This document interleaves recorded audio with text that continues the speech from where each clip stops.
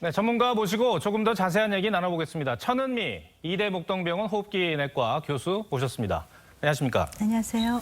교수님, 정부가 일단 이제 30대 미만 젊은 층에 대해서는 아스트라제네카 백신 접종을 제외를 했어요. 근데 좀 헷갈릴 수가 있는 게 그럼 30대 미만이라고 하면은 그러면 20대는 이 백신을 맞으면은 위험하다는 얘기입니까? 네, 권고를 하지 않는다는 얘기입니다. 아마도 이 연구 자료는 영국에서 나온 자료를 바탕으로 했는데요. 네. 영국에서는 30대 미만에는 백신을 맞았을 경우에 코로나에 걸렸을 때보다 위험도가 높다는 보고를 보고 자료를 한 것 같습니다.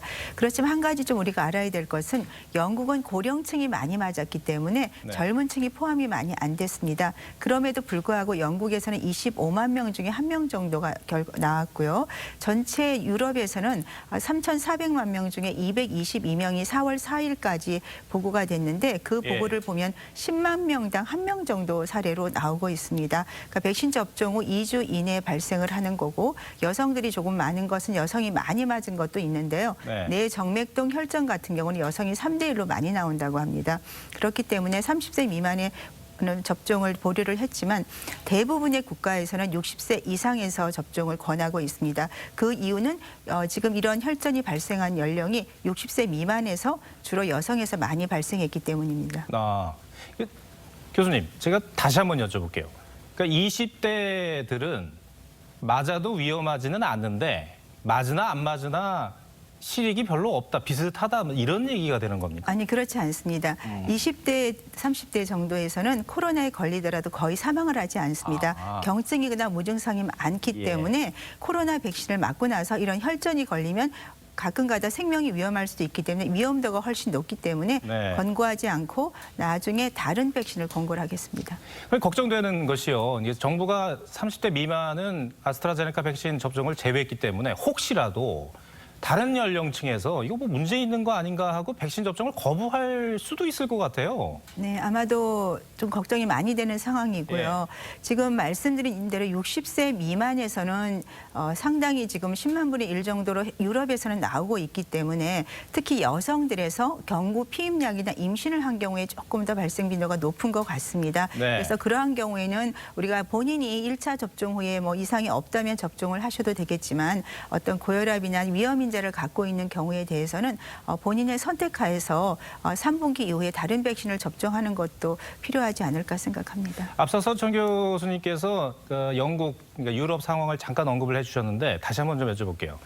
영국이나 유럽 같은 나라들은 연령 제한을 어떻게 하고 있습니까?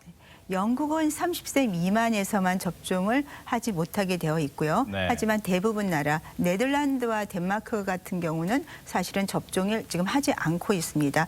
독일이나 이탈리아, 포르투갈, 스웨덴 대부분의 나라는 60세 이상이고요. 캐나다하고 프랑스는 55세, 호주도 50세로 제한을 했기 때문에 이것은 이러한 해외 사례 자체가 60세 미만에서 나왔다는 것을 생각하고 있고 하지만 유럽 같은 경우는 2분기가 되면 3억 6천만 명 정도가 지금 백신이 구매가 된다고 합니다. 그렇기 때문에 아스트라제네카 백신이 아니어도 2분기에 접종을 할 수 있는 그런 좀 여지가 있는데 국내는 조금 상황이 다르기 때문에 정부에서는 최대한으로 좁혀서 아마 접종을 권고를 하는 것 같습니다. 마지막으로 질문 드리겠습니다. 그러면 30대 미만 젊은 층들 백신 접종은 앞으로 일정이 어떻게 돼야 되는 겁니까?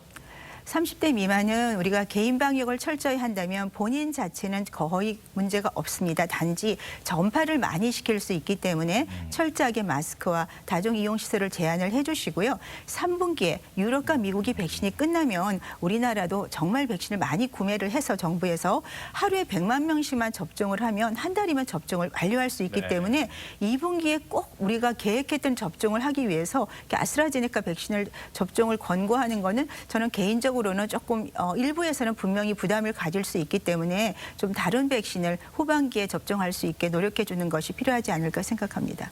정 교수님, 오늘 설명 잘 들었습니다. 고맙습니다. 감사합니다.